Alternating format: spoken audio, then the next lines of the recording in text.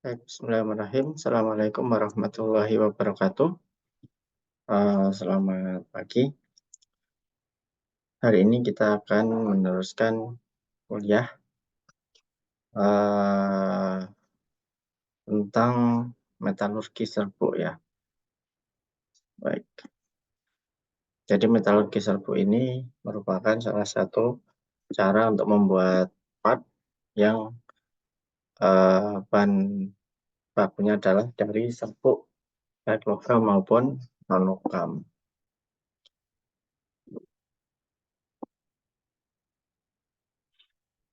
Adapun beberapa material yang dipakai atau dicetak dengan metalurgi serbuk itu bisa kita lihat di PPT ini. Jadi ada sprocket ya, kemudian ada valve atau ada beberapa hal basing dan sebagainya.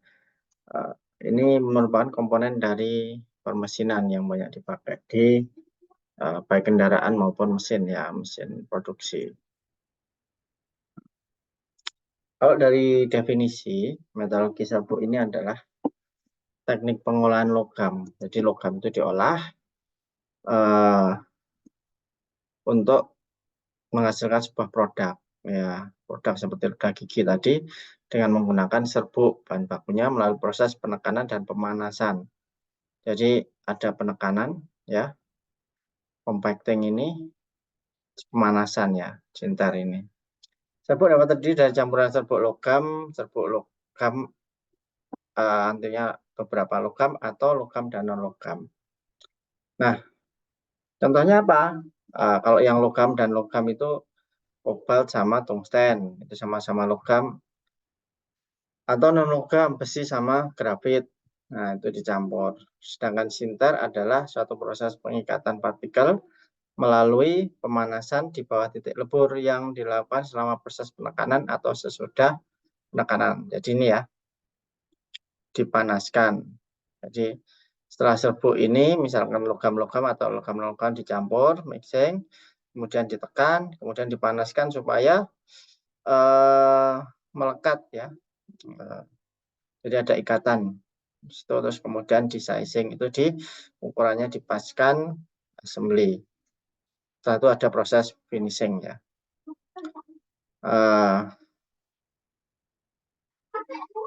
Nah, metalurgi serbuk itu punya beberapa karakteristik atau faktor yang mempengaruhi sifatnya ketika dia dimampat. Yang pertama adalah bentuk partikelnya, karena bentuk partikel ini macam-macam ya, ada yang bulat, ada yang lonjong, ada yang tidak berukuran, berbentuk gitu ya.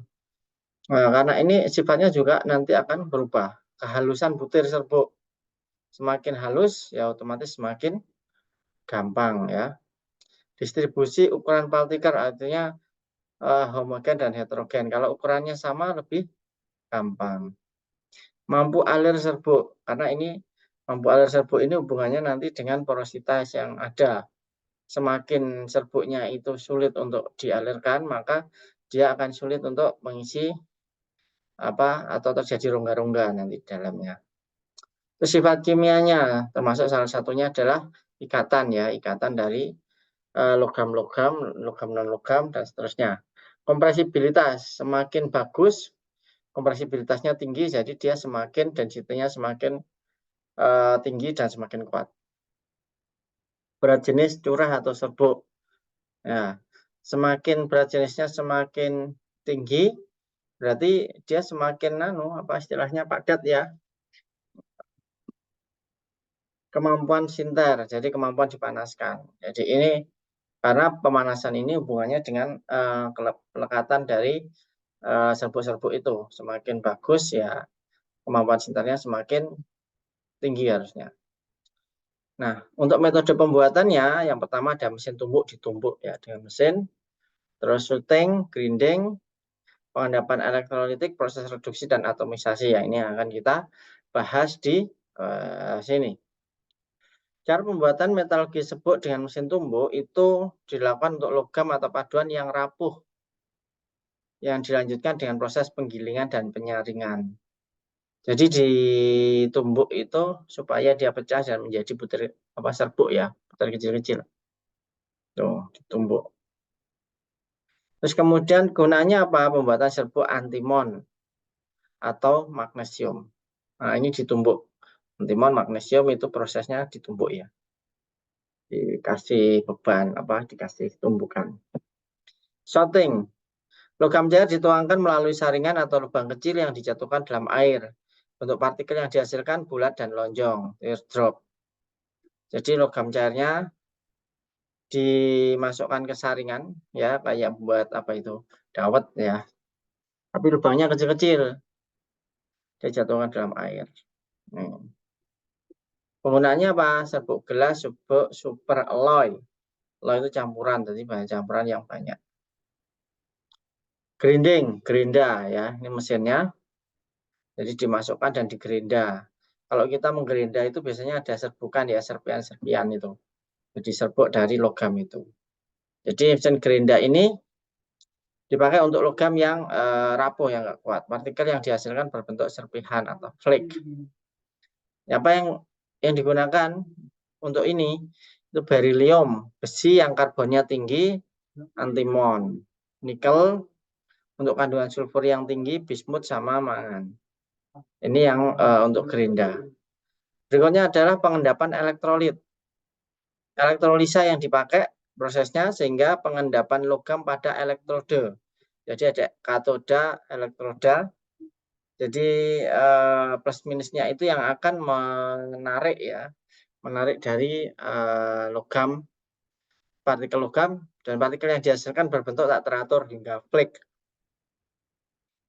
Karena dia menempel ya.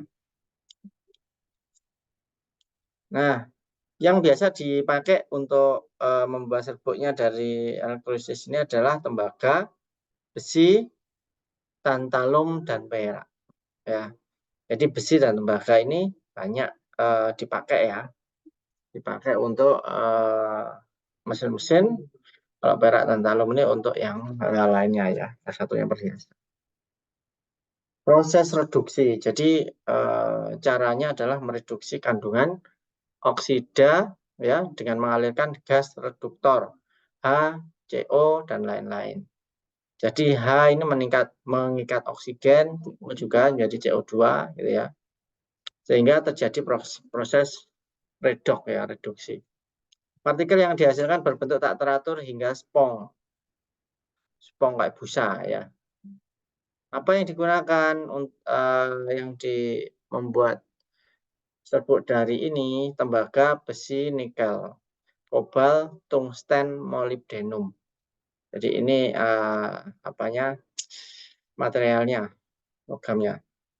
Setelah reduksi itu ada atomisasi. Kalau kita bilang atom berarti dia sampai pada ukuran terkecilnya dari material logam tersebut. Logam cair dikabutkan dengan tekanan tinggi, jadi ada pengkabutan ya. Terus kemudian dia di dalam ruang vakum. Setelah itu membeku, terbentuk serbuk yang sangat halus, partikel yang dihasilkan berbentuk tidak teratur hingga bulat. Apa yang dipakai ini? Stainless steel ya, baja, kuningan, dan perunggu. Ini untuk membuat serbuknya. Timah putih dan timah hitam ya, atau timbal, besi, dan seng. Nah, ini yang dipakai atomisasi. Berikutnya ada pembentukan serbuk. Berat jenis suatu produk serbuk logam ditentukan oleh besarnya penekanan atau sinter. Jadi ini semakin pressure-nya tinggi, itu densitasnya otomatis semakin naik ya. Jadi ini ada atas sama bawah punch-nya ya, palunya penekannya. Itu semakin tinggi penekannya maka dia akan semakin densitas semakin padat, otomatis semakin berat ya. Jadi ada gaya dari atas maupun bawah. Nah, serbuk ditekan dalam cetakan baja dengan tekanan sebesar 20 sampai 1400 MPa. Lah, kok 20 sampai 1400 tinggi sekali ya, karena ini kebutuhan dari penekanannya itu akan nanti hubungannya dengan kekuatannya salah satunya ya. Besarnya tekanan tergantung pada kekerasan serbuk. Semakin tinggi kekerasannya, jadi serbuknya semakin keras, diperlukan tekanan yang lebih tinggi supaya dia menyatu.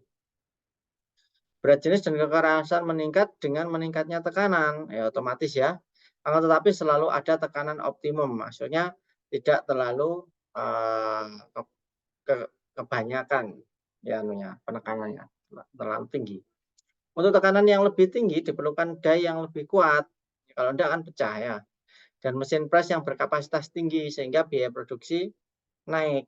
Nah, untuk tekanan yang lebih tinggi, jadi untuk alat atau komponen yang lebih kuat. Nah, ini adalah susunan pons dan dai yang sederhana. Ini adalah serbuknya dimasukkan, ini tekan dari bawah, tadi atas sama bawah ya. Atas sama bawah jadinya yang hitam ini. Terus kemudian penekanan bawah juga berfungsi sebagai ejektor. Jadi antara kepadatan atas sama bawah itu jadi lebih kompak, lebih merata ya, karena ada atas dan bawah. Kalau atas saja biasanya yang bagian bawah ini yang kurang. Untuk merupakan gesekan digunakan pelumas. Jadi ada pelumasnya ya di antaranya ini supaya dia lebih bisa beradaptasi. Jarak penekanan tergantung pada kompresibilitas serbuk. Tergantung antara kepadatan komponen itu seperti apa yang kita inginkan. Itu akan hubungannya dengan penekanannya. Nah, untuk menekan serbuk bronze contohnya ya, itu ini ada upper punch, ada dari atas, lower punch dari bawah ya. Kemudian ini adalah bracing ya, yang hitam ini. Nah, ini core-nya ini yang tengah ini. Ini ada irisannya ya, irisan makanya di akhir ini. Jadi ini yang kemudian menjadi contoh untuk membuat tekanan pada serbuknya. Contoh ini pembuatan roda gigi yang kecil dari serbuk logam. Jadi ada cetakannya ya dan ada penekanannya, ditekan sehingga roda gigi itu kan harus kuat ya karena dia mentransmisikan power. Nah, itu penekanannya harus tinggi. Cara pembentukan yang lain, ada pemadatan sentrifugal karena sentrifugal berarti ada proses memutar ya. Cetakan slip, ekstrusi, sinter gravitasi, disinter, dipanaskan tapi pakai yang gravitasi, pengerolan di roll ya, roll atas bawah atau kanan kiri, pencetakan isostatik, jadi ada dicetak ya, jadi seperti cetak biasa itu, pemampatan eksplosif, pampatkan kayak injeksi gitu, tapi ada eksplosifnya, jadi ada peledakannya. Jadi tenaga peledakan itu untuk memampatkan ini. Proses serat logam, jadi mencari serat-serat yang di logam itu sehingga nanti ketika terbentuk serat dia akan lebih kuat ya. Nah, sinter sendiri ya pemanasan tadi ya. Saat sintering partikel logam dalam serbuk mulai bergerak dan bersentuhan satu sama lain. Akibat pemanasan, ya ada pemanasan dia bersentuhan tapi semuanya dalam keadaan yang panas. Ketika suhu naik dan mendekati titik level logam, partikel-partikel ini mulai melebur pada titik kontaknya. Jadi panas, dia melebur, dan kemudian membentuk ikatan logam baru, dan memberikan kekuatan dan integritas struktural pada produk, sehingga meningkatkan kekuatan mekanis dan kualitas produk. Jadi fungsi dipanaskan, ya, itu adalah untuk lebih merekatkan antar partikel logam dan non logam tersebut. Jadi di sini ya sinteringnya ada delubrication, sintering, carburetor, rapid cooling sama cooling pendinginan. Nah ini adalah diagram alir pembuatan benda serbuk logam.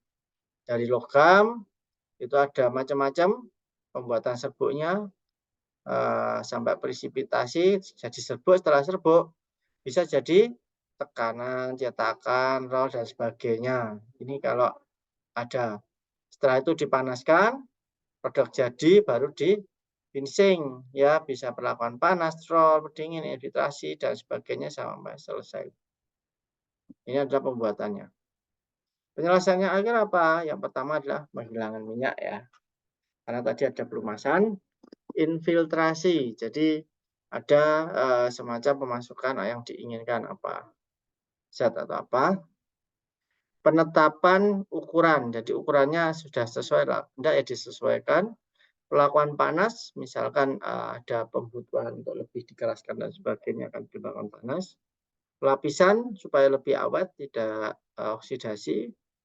Permesinan ini supaya ukurannya pas, tepat. Dan pertimbangan ekonomis. Ya, selain pertimbangan dari segi produksi, yaitu keuntungan dan kerugian ketika kita produksi dan dijual.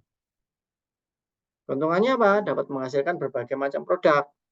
Beda tungsten, bantalan poras, dan dapat menghasilkan produk dengan porositas yang terkendali karena dengan dia bisa mengatur dengan punch dari gaya penekanannya.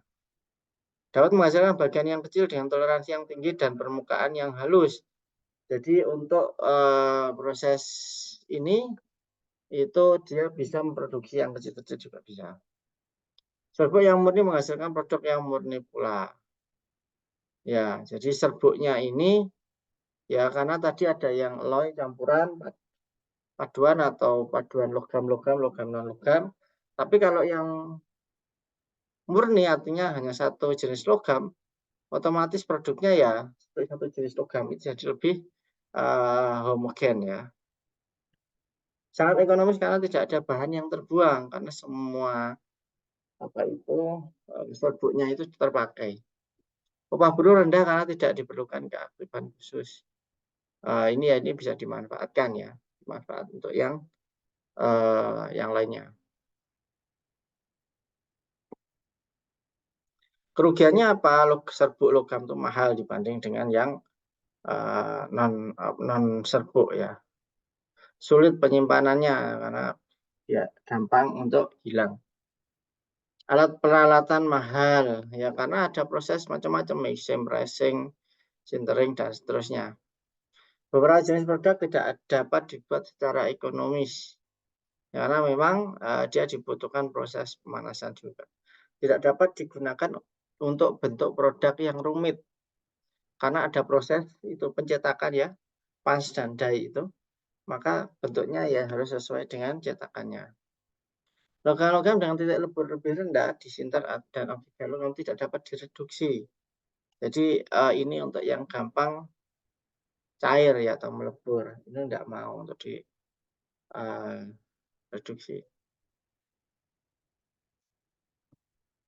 Beberapa jenis serbuk logam yang halus mudah meledak. Jadi logam yang halus itu dia kalau kita salah itu bisa meledak ya, sulit mendapatkan kepadatan yang merata. Ya ini kalau memang pas dan dainya itu kurang bagus ya. Makanya ada atas, ada bawah, ada lubrikasi. Nah ini ya. Jadi ini gambarannya bagaimana kemudian sampai jadi produk mulai dari base powdernya. Ini berbagai jenisnya ya. Bisa dilihat macam-macam baik roda gigi maupun basing, apa itu bearing, valve dan sebagainya. Jadi ini yang dari metalurgi serbuk ya. Jadi bukan dari casting. Baik, terima kasih. Ini ada contoh latihan. Anda bisa mengerjakannya untuk persiapan ya, persiapan ujian. Baik, terima kasih atas perhatiannya. Selamat belajar. Assalamualaikum warahmatullahi wabarakatuh.